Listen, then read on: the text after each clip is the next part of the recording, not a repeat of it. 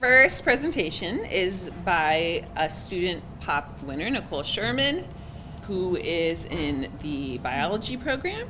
She will be talking about mental health literacy in college biology instructors.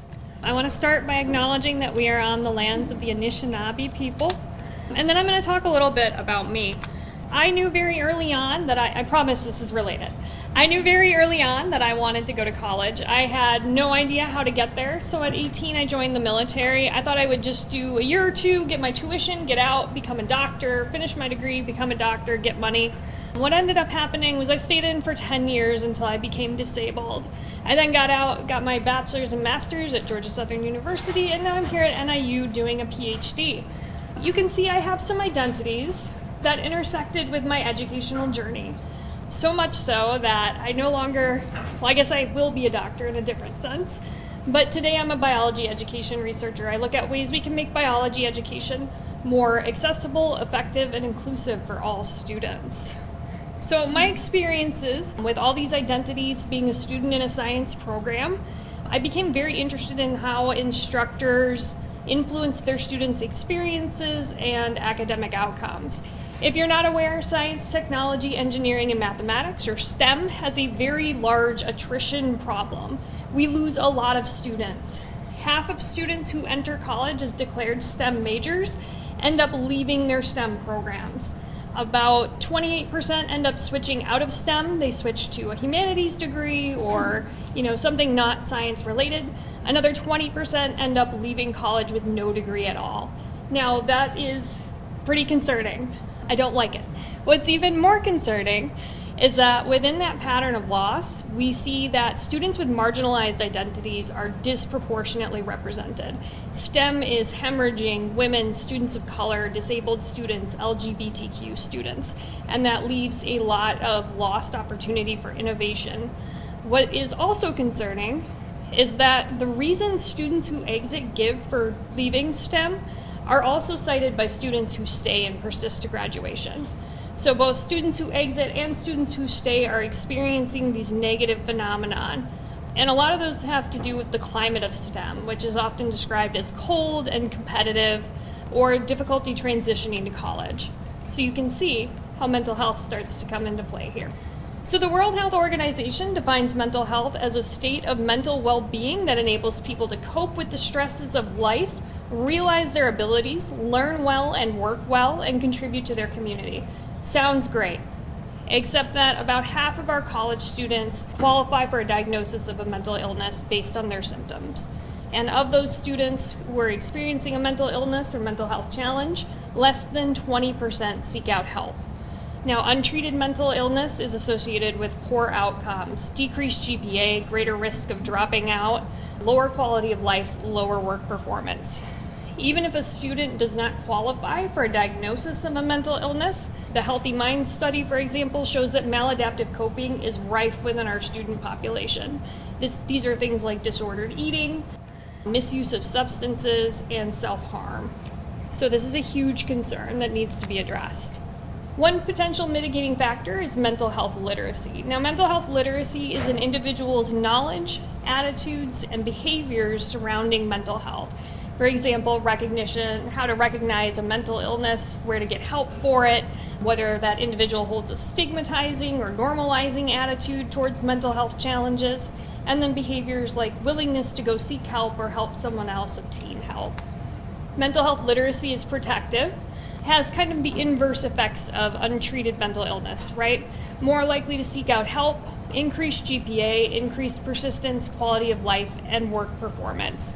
So there has understandably been a lot of interest in the past decade in student mental health literacy. The missing piece, however, is the role that STEM instructors play. We don't understand yet how instructors' teaching decisions, behaviors, the way they talk, how that impacts student mental health. And we can't fully investigate it because there is no baseline demonstrating STEM instructors' current knowledge, beliefs, or behaviors surrounding mental health. We really need that baseline before we can start looking at things like causal studies and interventions. So that's where I come in. My dissertation is looking at mental health literacy in college biology instructors. So I know I've been talking about STEM broadly, Now I'm switching to biology. Why biology? Mental health literacy in STEM students is lower in STEM students compared to their peers in the humanities, but it is especially low in biology students. When we look at the different STEM disciplines, biology students have the lowest mental health literacy. So they have none of those protective effects. In addition, in the Western Hemisphere, the biomedical model is the most prevalent model of mental health, and this connects mental health to biological processes and structures, mainly like the brain and neurotransmitters. So biology is a great place to start, not just because I am a biologist. So my research objectives are to characterize college biology instructors' current levels of mental health literacy, as well as their teaching practices that they perceive to support student mental health and their perceptions of what students' current mental health needs are. This is a big undertaking. We are using a mixed methods design where we take quantitative and qualitative data and we converge them. We look at where the two types of data agree, where they disagree, and any emergent relationships from that. And if you look over here, it's coming in as a black line, coming out as a rainbow, because that gives us a much richer, more robust picture than if we were to use one type of data alone. This also is a big project, so it's happening in phases. First thing, we needed an instrument to measure instructors' mental health literacy. Unfortunately, existing instruments were not appropriate for this population. They were designed for like youth populations or the general public. We did pilot test them, it did not work well. So I had to spend some time developing an instrument, which is not a small undertaking. I developed this huge pool of items. It was iteratively refined through feedback from the Bergen-Roller Biology Education Research Group and discussions with instructors. I conducted, once we had it down to a manageable number, I conducted pilot testing with some STEM graduate teaching assistants, and there's a star there because that was supported through CISLL, and I'll talk about that at the end. Once we had that further refined, we brought in 7 subject matter experts from psychology, counseling, social work, community health, had them further refine the items, and then had those final items reviewed by biology instructors at NIU. We ended up with a very long survey of 81 items. We had a very brief self-assessment items, 3 major scales plus a performance-based scale. So we had attitude, behavior, conceptualization, and then the performance-based knowledge scale. We asked some exploratory questions, and then we asked a lot of questions about their teaching context, personal experiences with mental health, and their personal demographics. It was about a 25-minute survey, which is a big ask of faculty members. So then we put it out into the world. We put it on Qualtrics. This was opened in early spring 2025 and closed in early fall 2025. I spent that whole summer just sending a ton of emails. I targeted every science or science teaching listserv I could think of. For example, the Ecological Society of America.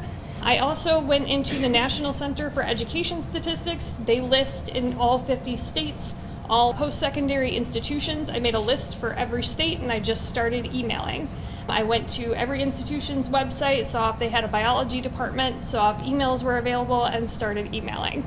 It was a lot. I got very tired of it.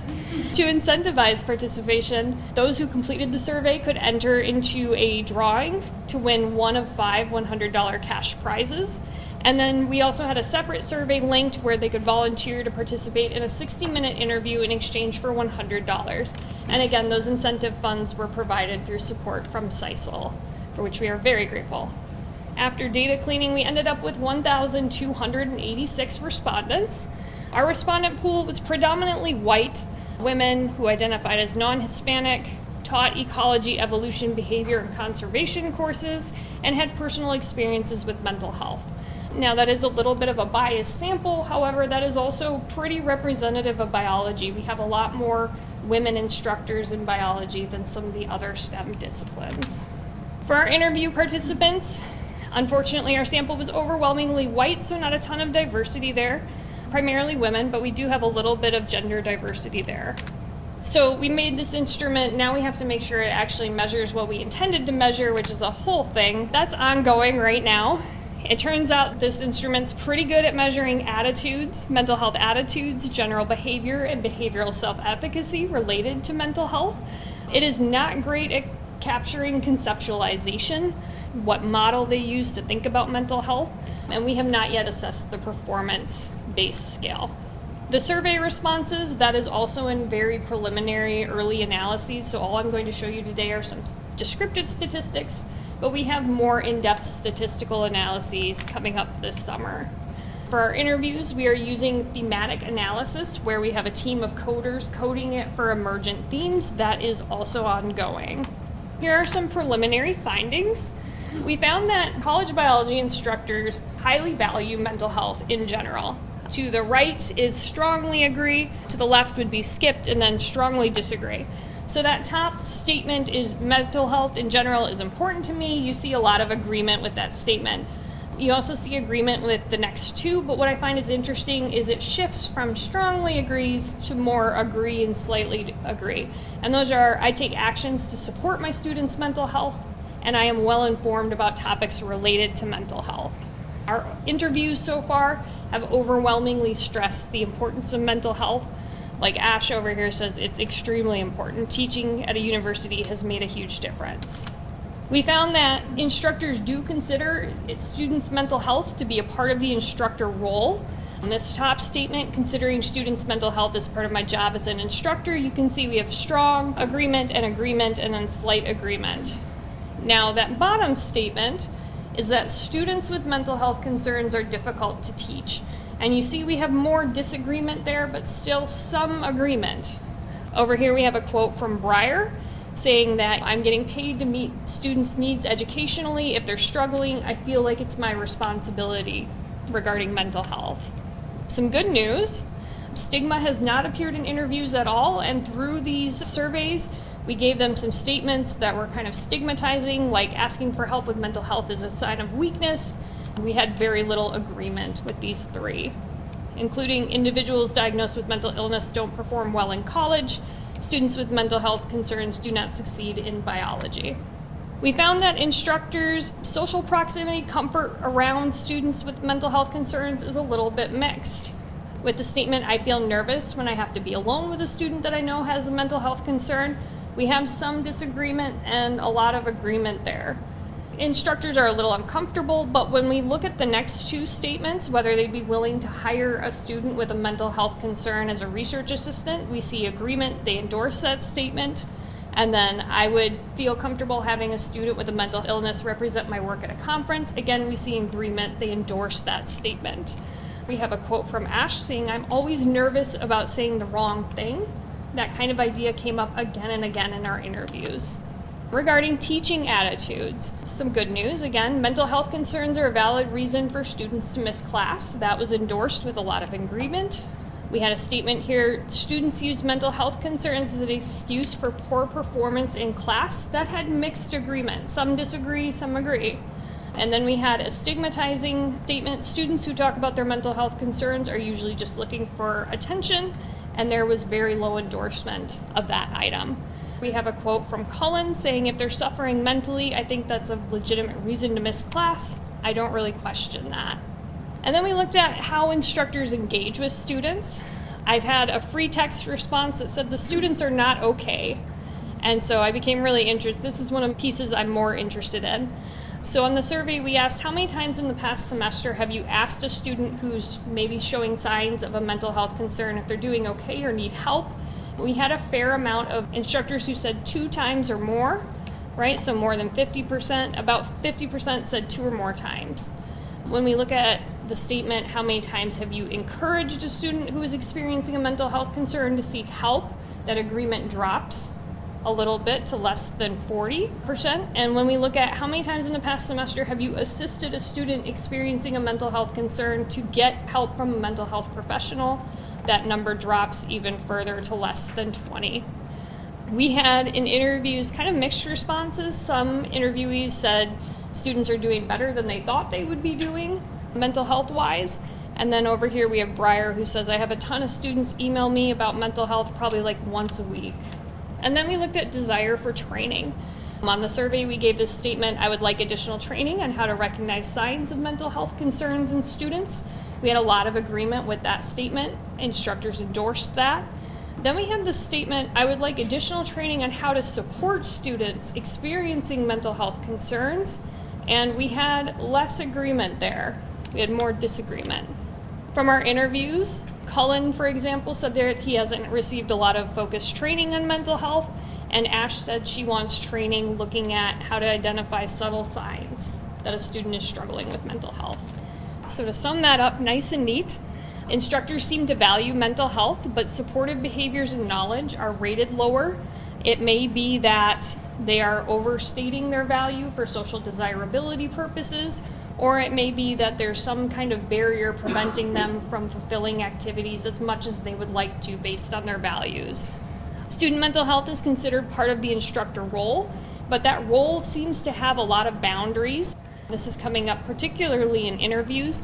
We see that instructors feel comfortable giving resources, doing referrals. They are very clear they do not want to take on the burden of therapizing those students.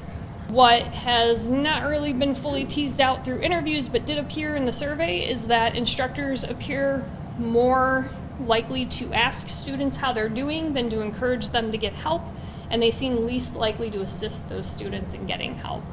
Instructors seem to hold mostly positive attitudes. That's great news. I like to see that. But there's still a lot of uncertainty around mental health and mental illness and what the instructor role may be. And instructors definitely desire more training. We see that in the survey results and the interviews. But there's more of a desire for how to recognize that a student is struggling than providing students ongoing support. In the short term, I have a lot of data that I'm going to be analyzing over the summer because I'm hoping to be graduating in the next year, so I've got a lot of work to do. In the long term, I want to take this study, these findings, these results, and I want to turn that into contextualized training for college biology instructors, then look at how instructor mental health literacy and these interventions affect students' learning, their academic outcomes, and their experiences, and then take that from biology and expand it into other STEM disciplines. And the goal here is to contribute to systemic change within STEM and provide a more holistic environment and culture. And with that, I'd like to thank some folks for their support. My advisor, Dr. Heather Bergenroller, and the Bergenroller Education Research Group, the undergraduates who assisted with this work, and of course CISLL, who provided the POP grant and the funding. Without you, I would not have gotten nearly as many participants. So thank you.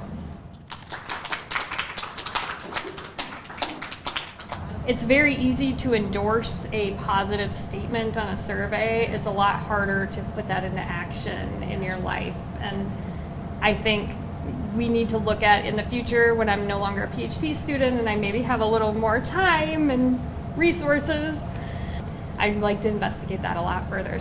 I actually had to push back to keep so many of these demographic questions in.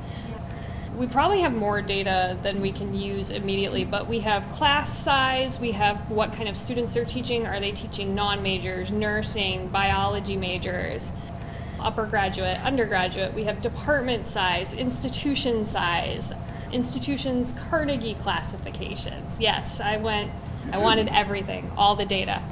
I will admit that I have a pro bias. I do think that mental health should probably be part of the consideration for student well-being based on a lot of the literature and the evidence we're seeing about the effects instructors can have. I also recognize as a TA, I'm an instructor, and I am not a mental health expert. I can talk to you about self-care, but at a certain point, I need you to go talk to somebody who this is their job. So even I have some I don't know, I feel mixed about it. The interviews have really given us a very rich supplemental data set to that quantitative piece. Instructors have a lot of uncertainty and think a lot about where those boundaries are, and they're not sure. And it seems to move a little bit on a case-by-case basis. When we think about mandatory training for instructors, it very much stresses give them these resources. The institution says here are syllabi statements, put this in your syllabus. I think it's because there's outside messaging coming that your job is to recognize if someone's in trouble and then get them to someone else who can take care of them. We've seen in a few of the interviews they've talked about how during COVID there was a lot more attention, a lot more messaging from institutions about mental health, and look out for these very subtle signs. And instructors were like, I had never thought about this. I didn't know that missing assignments could be a sign of a mental health issue. Maybe there's some outside influences where they're like, this is something I should be thinking about. There is a lot of evidence that students' mental health does hinge on what they perceive instructors to think about them. So whether instructors hold fixed or growth mindsets directly affects student mental health and academic satisfaction. Instructors are there every couple days, multiple days a week for, weeks, months with these students, and I think that does have an impact, and so I think it's something we should be thinking about.